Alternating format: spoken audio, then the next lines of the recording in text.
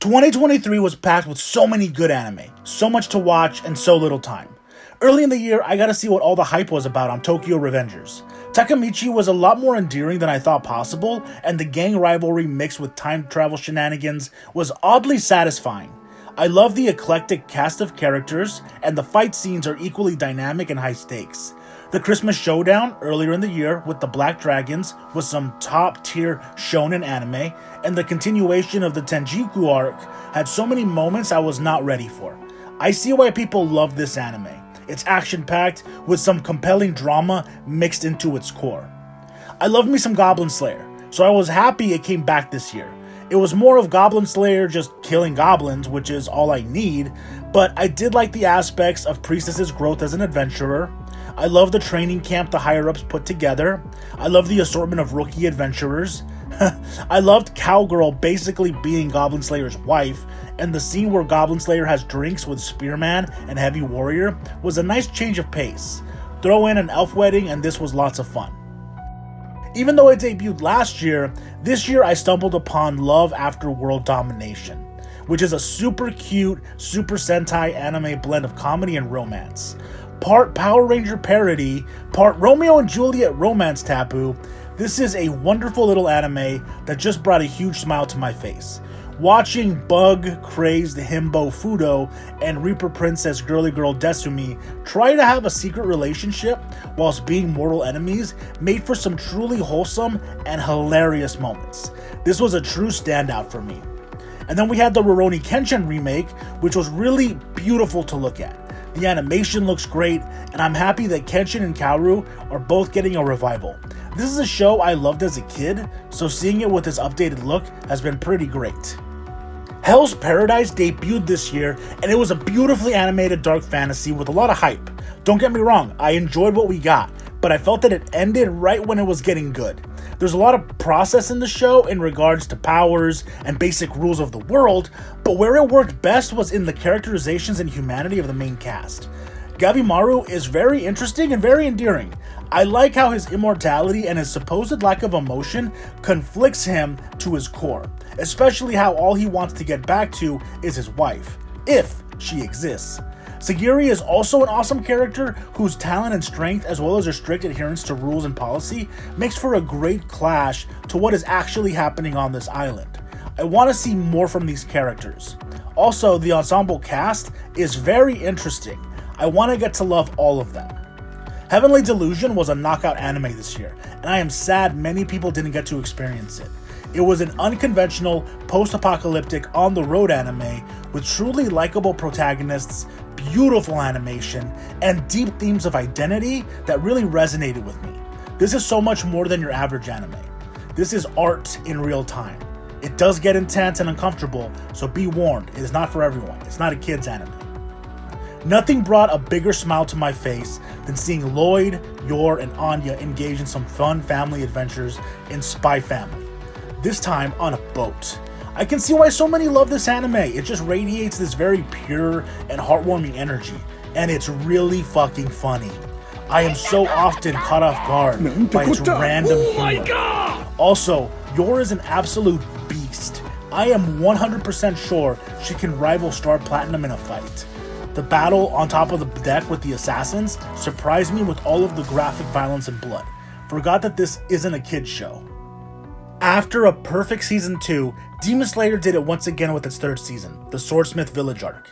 Again, perfect animation, a perfect soundtrack, and some truly jaw-dropping action sequences. Genya was a glorious bastard who came in clutch. Muichiro made everything look so simple and smooth. Mitsuri stole the show with her presence and positive good vibes. Nezuko and Tanjiro once again showcased why they are the best brother-sister team. One of the most anticipated moments for me was Nezuko conquering the sun, and UFO Table did not disappoint. Such a viscerally breathtaking moment with so much emotion. Also, the anime-only scene with the Swordsmith Village saying their goodbyes to Tanjiro was very much appreciated and a great feel-good moment. Thank you, Tanjiro, for such a wonderful season. Again, there was so much anime this year, and I couldn't watch it all. I wish I could comment on Netflix's Pluto and Onimusha, Zom 100, Undead Unluck, and Boruto's latest season, but honestly, I don't think anything could possibly compare to Jujutsu Kaisen's sophomore outing.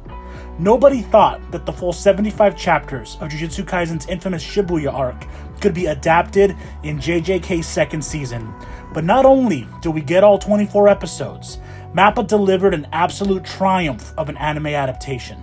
We could honestly probably make a comprehensive list of the best fight sequences in anime this year, and I would guess that the top 10 would still be from this anime. There's a reason JJK has become such a cultural anime phenomenon. It is edge-of-your-seat thrills and chills. It delivers on some truly breathtaking action sequences that Shonen is famous for. However, there's much more. Whereas the first season established the world and its players, the Shibuya incident is a non-stop tour de force of tragedy and heartbreak. No other anime created the amount of stress, excitement, and turmoil in people week in and week out. This was truly an exhausting year. First, the Shinjuku showdown in manga form, and then the Shibuya incident in the anime. Gojo, Yuji, Nanami, Sukuna, Megumi, Todo, Choso, Yoko. We are witnessing historic anime icons in the making. Without a doubt, JJK's Shibuya Arc isn't only one of the greatest animes of the year, but it might be one of the best of the decade.